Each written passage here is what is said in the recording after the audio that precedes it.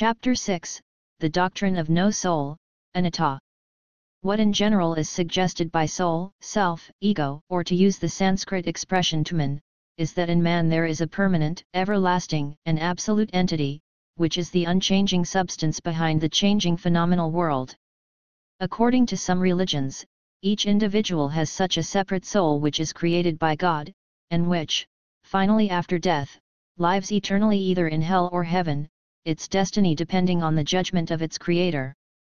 According to others, it goes through many lives till it is completely purified and becomes finally united with God or Brahman, universal soul, or Atman, from which it originally emanated. This soul or self in man is the thinker of thoughts, feeler of sensations, and receiver of rewards and punishments for all its actions good and bad. Such a conception is called the idea of self. Buddhism stands unique in the history of human thought in denying the existence of such a soul, self, or Atman. According to the teaching of the Buddha, the idea of self is an imaginary, false belief which has no corresponding reality, and it produces harmful thoughts of me and mine, selfish desire, craving, attachment, hatred, ill will, conceit, pride, egoism, and other defilements, impurities, and problems. It is the source of all the troubles in the world, from personal conflicts to wars between nations. In short, to this false view can be traced all the evil in the world. Two ideas are psychologically deep-rooted in man: self-protection and self-preservation. For self-protection, man has created God, on whom he depends for his own protection, safety, and security, just as a child depends on its parent. For self-preservation, man has conceived the idea of an immortal soul or Atman, which will live eternally. In his ignorance, weakness, fear, and desire, man needs these two things to console himself. Hence he clings to them deeply and fanatically. The Buddha's teaching does not support this ignorance, weakness, fear, and desire, but aims at making man enlightened by removing and destroying them, striking at their very root. According to Buddhism, our ideas of God and soul are false and empty. Though highly developed as theories, they are all the same extremely subtle mental projections, garbed in an intricate metaphysical and philosophical phraseology. These ideas are so deep-rooted in man, and so near and dear to him, that he does not wish to hear, nor does he want to understand, any teaching against them. The Buddha knew this quite well. In fact, he said that his teaching was against the current, paisatagmi, against man's selfish desires. Just 4 weeks after his enlightenment, seated under a banyan tree, he thought to himself, I have realized this truth which is deep, difficult to see, difficult to understand, comprehensible only by the wise. Men who are overpowered by passions and surrounded by a mass of darkness cannot see this truth, which is against the current, which is lofty, deep, subtle, and hard to comprehend. With these thoughts in his mind, the Buddha hesitated for a moment, whether it would not be in vain if he tried to explain to the world the truth he had just realized. Then he compared the world to a lotus pond. In a lotus pond there are some lotuses still under water, there are others which have risen only up to the water level, there are still others which stand above water and are untouched by it. In the same way, in this world, there are men at different levels of development. Some would understand the truth. So the Buddha decided to teach it 120. The doctrine of Anatta or no soul is the natural result of, or the corollary to, the analysis of the 5 aggregates and the teaching of conditioned genesis, Patika Samuppada. 121. We have seen earlier, in the discussion of the first noble truth, dukkha, that what we call a being or an individual is composed of the 5 aggregates, and that when these are analyzed and examined, there is nothing behind them which can be taken as I, Atman, or self, or any unchanging abiding substance. That is the analytical method.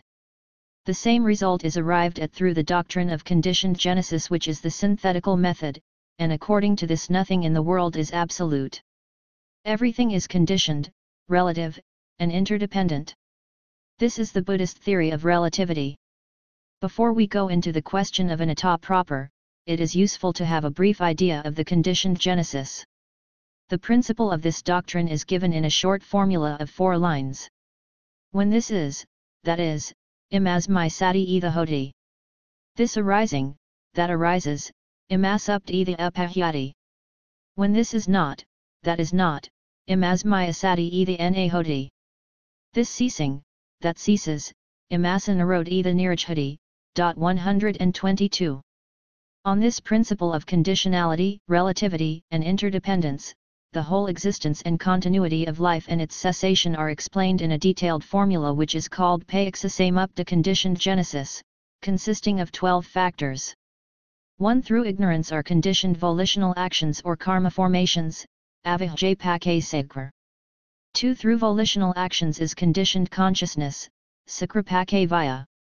3. Through consciousness are conditioned mental and physical phenomena, via pakane marpa. 4. Through mental and physical phenomena are conditioned the 6 faculties, i.e., 5 physical sense organs and mind, nmarpe pake sayadana. 5. Through the 6 faculties is conditioned, sensorial and mental, contact, sayadana pake faso. 6. Through sensorial and mental, contact is conditioned sensation, Fasa pake Vedan. 7. Through sensation is conditioned desire, thirst, Vedan pake ta. 8. Through desire, thirst, is conditioned clinging, ta pake upna. 9. Through clinging is conditioned the process of becoming, upne pake bavu. 10. Through the process of becoming is conditioned birth, bhava pake jadi. 11. Through birth are conditioned, 12, decay, death, lamentation, pain, etc., jatipake jarmarat. This is how life arises, exists, and continues. If we take this formula in its reverse order, we come to the cessation of the process. Through the complete cessation of ignorance, volitional activities or karma formations cease. Through the cessation of volitional activities, consciousness ceases. Through the cessation of birth, decay, death, sorrow, etc., cease.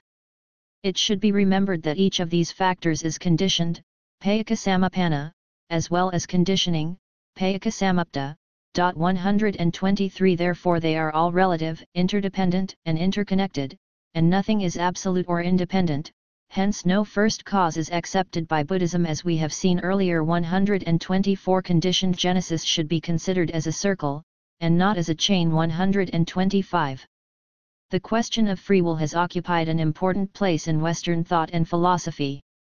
But according to conditioned genesis, this question does not and cannot arise in Buddhist philosophy. If the whole of existence is relative, conditioned, and interdependent, how can will alone be free? Will, which is included in the fourth aggregate, sakrakhandha, like any other thought, is conditioned, payaksasamupana. So-called freedom itself in this world is not absolutely free. That too is conditioned and relative.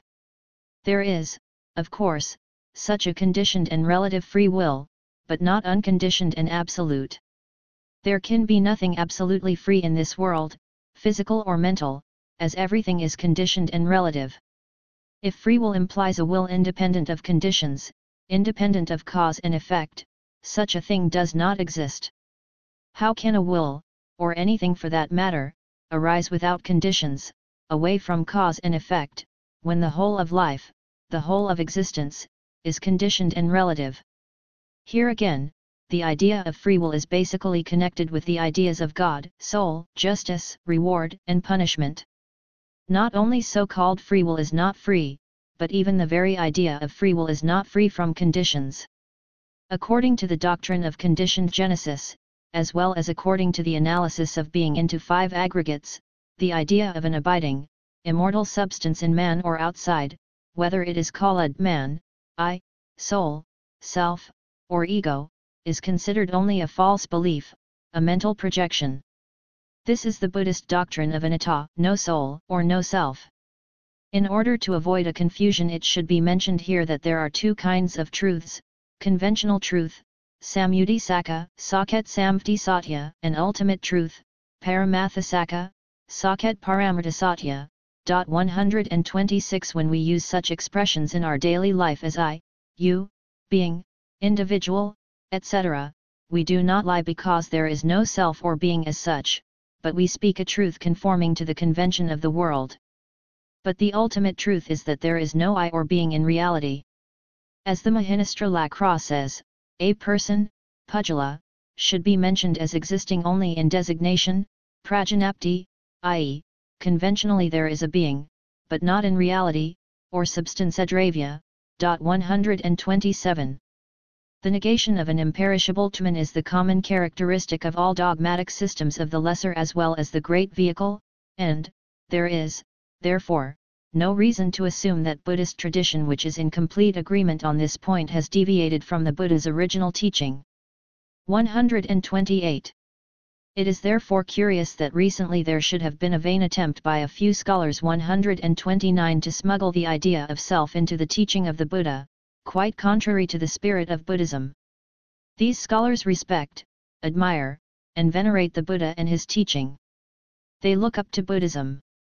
But they cannot imagine that the Buddha, whom they consider the clearest and profound thinker, could have denied the existence of an Atman or self which they need so much.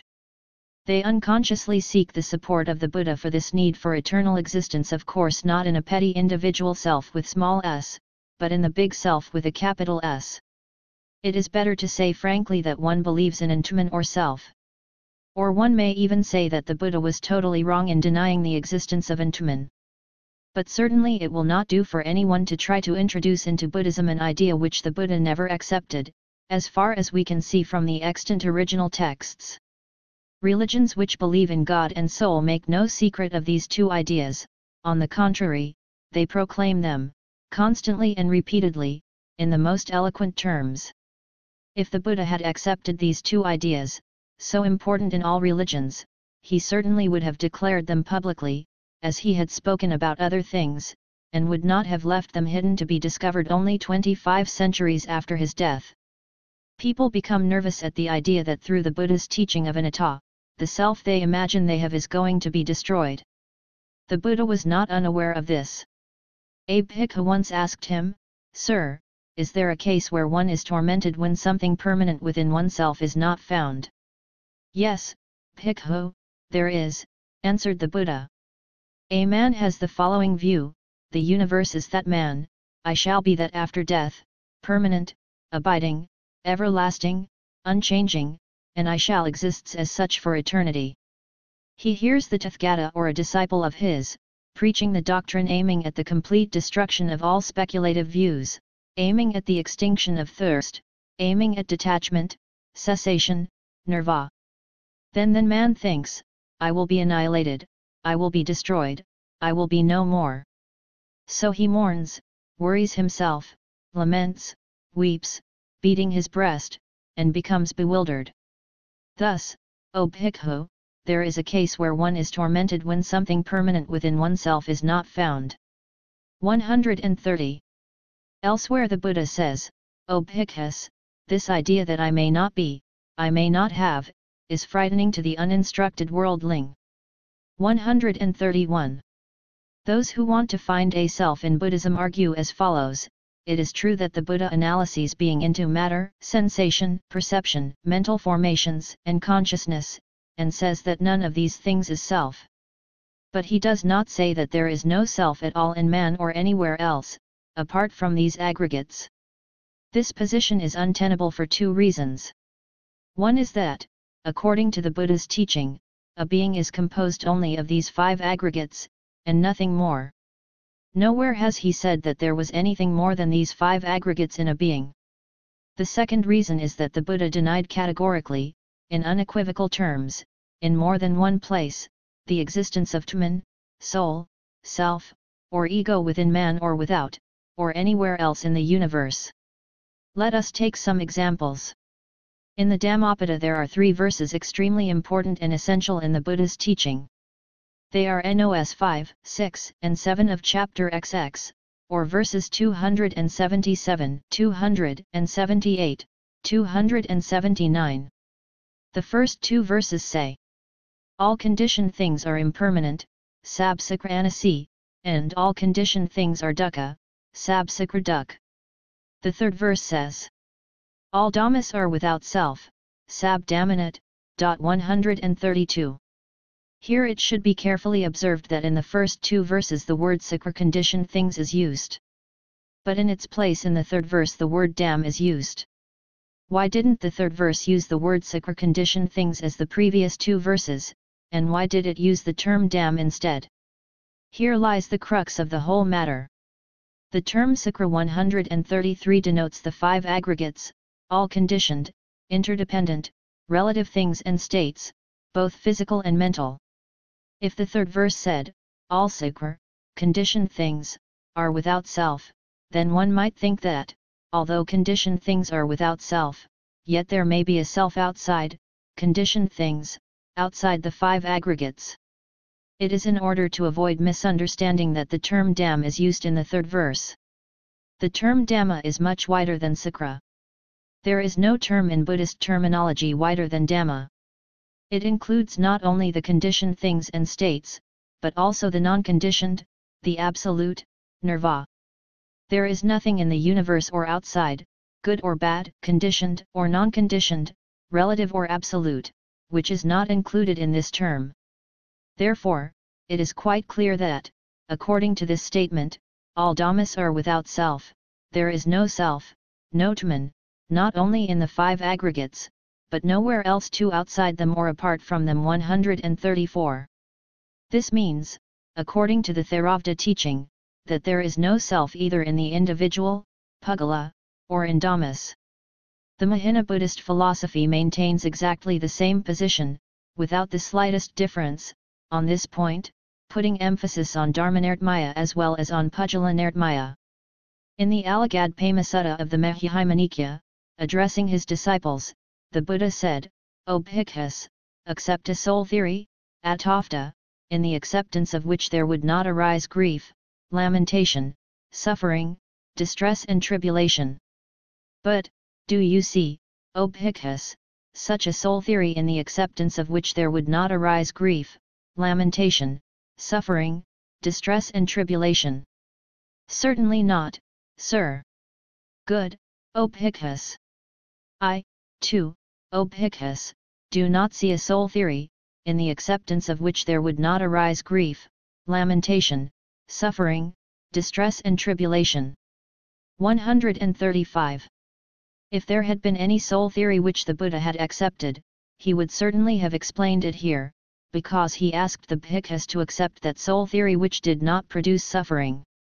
But in the Buddha's view, there is no such soul theory, and any soul theory, whatever it may be, however subtle and sublime, is false and imaginary, creating all kinds of problems, producing in its train grief, lamentation, suffering, distress, tribulation and trouble. Continuing the discourse, the Buddha said in the same sutta, O Bhikkhus, when neither self nor anything pertaining to self can truly and really be found, this speculative view, the universe is that Atman, soul, I shall be that after death, permanent, abiding, everlasting, unchanging, and I shall exist as such for eternity, is it not wholly and completely foolish? 136. Here the Buddha explicitly states that Atman, or soul, or self, is nowhere to be found in reality, and it is foolish to believe that there is such a thing. Those who seek a self in the Buddha's teaching quote a few examples which they first translate wrongly, and then misinterpret. One of them is the well-known line Adhyata no entho from the Dhammapada, 12:4 or verse 160, which is translated as self is the lord of self, and then interpreted to mean that the big self is the lord of the small self. First of all, this translation is incorrect. Ad here does not mean self in the sense of soul. In Pali the word ad is generally used as a reflexive or indefinite pronoun, except in a few cases where it specifically and philosophically refers to the soul theory, as we have seen above. But in general usage, as in the 12th chapter in the Dhammapada where this line occurs, and in many other places, it is used as a reflexive or indefinite pronoun meaning myself, yourself, himself, one, oneself, etc. 137. Next, the word entho does not mean lord, but refuge, support, help, protection. 138. Therefore Adhyata no entho really means one is one's own refuge or one is one's own help or support. It has nothing to do with any metaphysical soul or self.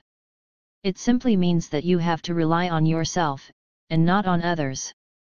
Another example of the attempt to introduce idea of self into the Buddha's teaching is in the well-known words added viharatha, atasara anasara, which are taken out of context in Themaparinibhna Sutta 139. This phrase literally means, dwell making yourselves your island, support, making yourselves your refuge, and not anyone else as your refuge. 140. Those who wish to see a self in Buddhism interpret the words attad and atasara taking self as a lamp, taking self as a refuge. 141. We cannot understand the full meaning and significance of the advice of the Buddha to Nanda, unless we take into consideration the background and the context in which these words were spoken.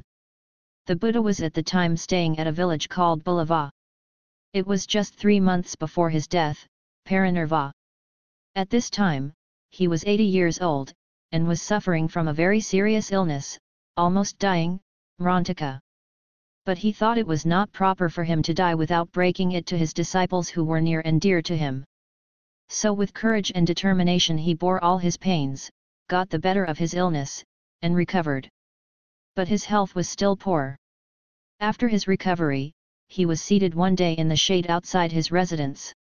Nanda, the most devoted attendant of the Buddha, went to his beloved master, sat near him, and said, "Sir, I have looked after the health of the Blessed One, I have looked after him in his illness. But at the sight of the illness of the Blessed One the horizon became dim to me, and my faculties were no longer clear. Yet there was one little consolation, I thought that the Blessed One would not pass away until he had left instructions touching the order of the Sangha." Then the Buddha, full of compassion and human feelings, gently spoke to his devoted and beloved attendant, "Nanda, what does the order of the Sangha expect from me? I have taught the Dhamma, truth, without making any distinction as exoteric and esoteric. With regard to the truth, the Tathagata has nothing like the closed fist of the teacher, Karyamuhi. Surely, Nanda, if there is anyone who thinks that he will lead the Sangha, and that the Sangha should depend on him, let him set down his instructions. But the Tathagata has no such idea. Why should he then leave instructions concerning the Sangha? I am now old, Nanda, 80 years old. As a worn-out cart has to be kept going by repairs, so, it seems to me, the body of the Tathagata can only be kept going by repairs. Therefore, Nanda, dwell making yourselves your island, support, making yourselves, not anyone else, your refuge, making the Dhamma your island, support, the Dhamma your refuge, nothing else your refuge." 142. What the Buddha wanted to convey to Nanda is quite clear. The latter was sad and depressed. He thought that they would all be lonely, helpless, without a refuge, without a leader after their great teacher's death. So the Buddha gave him consolation, courage, and confidence, saying that they should depend on themselves, and on the Dhamma he taught, and not on anyone else, or on anything else. Here the question of a metaphysical Atman, or self, is quite beside the point. Further, the Buddha explained to Nanda how one could be one's own island or refuge, how one could make the Dhamma one's own island or refuge, through the cultivation of mindfulness or awareness of the body, sensations, mind and mind objects, the 4 Satipanas. 143. There is no talk at all here about Atman or self. Another reference, oft quoted, is used by those who try to find Atman in the Buddha's teaching. The Buddha was once seated under a tree in a forest on the way to Urival from Benares. On that day, 30 friends, all of them young princes, went out on picnic with their young wives into the same forest. One of the princes who was unmarried brought a prostitute with him. While the others were amusing themselves, she purloined some objects of value and disappeared. In their search for her in the forest, they saw the Buddha seated under a tree and asked him whether he had seen a woman. He inquired what was the matter. When they explained, the Buddha asked them, "What do you think, young men? Which is better for you? To search after a woman, or to search after yourselves?" 144. Here again it is a simple and natural question, and there is no justification for introducing far-fetched ideas of a metaphysical Atman or self into the business. They answered that it was better for them to search after themselves. The Buddha then asked them to sit down and explained Thedhamma to them. In the available account, in the original text of what he preached to them, not a word is mentioned about Antuman. Much has been written on the subject of the Buddha's silence when a certain Parivrajaka, wanderer, named Vakagata asked him whether there was Antuman or not. The story is as follows. Vakagata comes to the Buddha and asks, Venerable Gautama, is there Antuman? The Buddha is silent. Then Venerable Gautama, is there no Tuman? Again the Buddha is silent. Vakagata gets up and goes away. After the Parivrajaka had left, Nanda asks the Buddha why he did not answer Vakagata's question. The Buddha explains his position. Nanda, when asked by Vakagata the wanderer, is there a self, if I had answered, there is a self, then, Nanda, that would be siding with those recluses and Brahmas who hold the eternalist theory, Sasadavita. And, Nanda, when asked by the wanderer, is there no self, if I had answered, there is no self, then that would be siding with those recluses and Brahmas who hold the annihilationist theory, Akadavita. 145. Again, Nanda, when asked by Vakagata, is there a self, if I had answered, there is a self, would that be in accordance with my knowledge that all dhammas are without self? 146. Surely not, sir. And again, Nanda, when asked by the wanderer, is there no self, if I had answered, there is no self, then that would have been a greater confusion to the already confused Vakagata. 147. For he would have thought, formerly indeed I had Antuman, self, but now I haven't got one. 148. It should now be quite clear why the Buddha was silent. But it will be still clearer if we take into consideration the whole background, and the way the Buddha treated questions and questioners, which is altogether ignored by those who have discussed this problem. The Buddha was not a computing machine giving answers to whatever questions were put to him by another at all, without any consideration. He was a practical teacher, full of compassion and wisdom. He did not answer questions to show his knowledge and intelligence, but to help the questioner on the way to realization. He always spoke to people bearing in mind their standard of development, their tendencies, their mental makeup, their character, their capacity to understand a particular question. 149. According to the Buddha, there are 4 ways of treating questions. 1. Some should be answered directly. 2. Others should be answered by way of analyzing them. 3. Yet others should be answered by counter-questions. 4. And lastly, there are questions which should be put aside. 150. There may be several ways putting aside a question. One is to say that a particular question is not answered or explained, as the Buddha had told this very same Vakagata on more than one occasion, when those famous questions whether the universe is eternal or not, etc., were put to him. 151. In the same way he had replied to Mlukyaputa and others.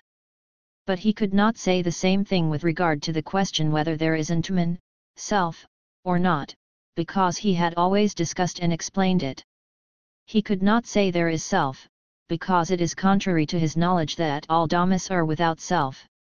Then he did not want to say there is no self, because that would unnecessarily, without any purpose, have confused and disturbed poor Vakagata, who was already confused on a similar question, as he had himself admitted earlier. 152. He was not yet in a position to understand the idea of Anatta.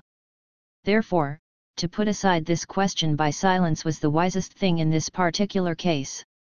We must not forget too that the Buddha has known Vakagata quite well for a long time. This was not the first occasion on which this inquiring wanderer had come to see him. The wise and compassionate teacher gave much thought and showed great consideration for this confused seeker.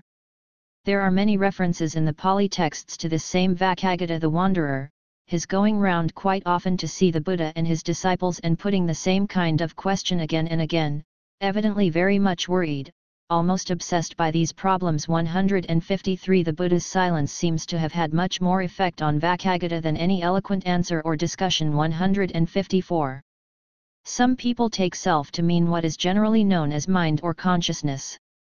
But the Buddha says that it is better for a man to take his physical body as self rather than mind, thought, or consciousness, because the former seems to be more solid than the latter, because mind, thought or consciousness, citta, mano, vaya, changes constantly day and night even faster than the body, kaya.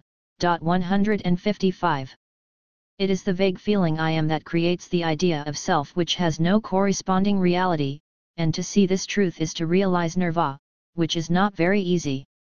In the Sutta Nikaya 156 there is an enlightening conversation on this point between a bhikkhu named Khimaka and a group of bhikkhus. These bhikkhus ask Khimaka whether he sees in the five aggregates any self or anything pertaining to a self. Khimaka replies no. Then the bhikkhus say that, if so, he should be an arahant free from all impurities. But Khimaka confesses that though he does not find in the five aggregates a self, or anything pertaining to a self, I am not an arahant free from all impurities. O friends, with regard to the five aggregates of attachment, I have a feeling I am, but I do not clearly see this as I am. Then Khimaka explains that what he calls I am is neither matter, sensation, perception, mental formations, nor consciousness, nor anything without them. But he has feeling I am with regard to the five aggregates, though he could not see clearly this is I am. 157. He says it is like the smell of a flower, it is neither the smell of the petals, nor of the color, nor of the pollen, but the smell of the flower.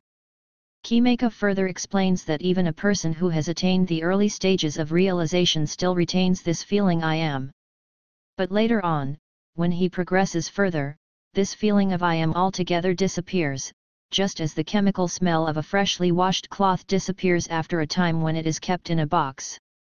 This discussion was so useful and enlightening to them that at the end of it, the text says, all of them, including Khimaka himself, became arahants free from all impurities, thus finally getting rid of I am. According to the Buddha's teaching, it is as wrong to hold the opinion I have no self, which is the annihilationist theory, as to hold the opinion I have self, which is the eternalist theory, because both are fetters, both arising out of the false idea I am. The correct position with regard to the question of anatta is not to take hold of any opinions or views, but to see things objectively as they are without mental projections, to see that what we call I, or being, is only a combination of physical and mental aggregates, which are working together interdependently in a flux of momentary change within the law of cause and effect, and that there is nothing permanent, everlasting, unchanging, and eternal in the whole of existence. Here naturally a question arises, if there is no Atman or self, who gets the results of karma, actions? No one can answer this question better than the Buddha himself. When this question was raised by a bhikkhu, the Buddha said, I have taught you, O bhikkhus, to see conditionality everywhere in all things. 158. The Buddha's teaching on anatta, no soul, or no self, should not be considered as negative or nihilistic. Like nirvana, it is truth, reality, and reality cannot be negative. It is the false belief in a non-existing imaginary self that is negative. The teaching on anatta dispels the darkness of false beliefs, and produces the light of wisdom. It is not negative, as Asanga very aptly says, there is the fact of no selfness, nirtmistat. 159.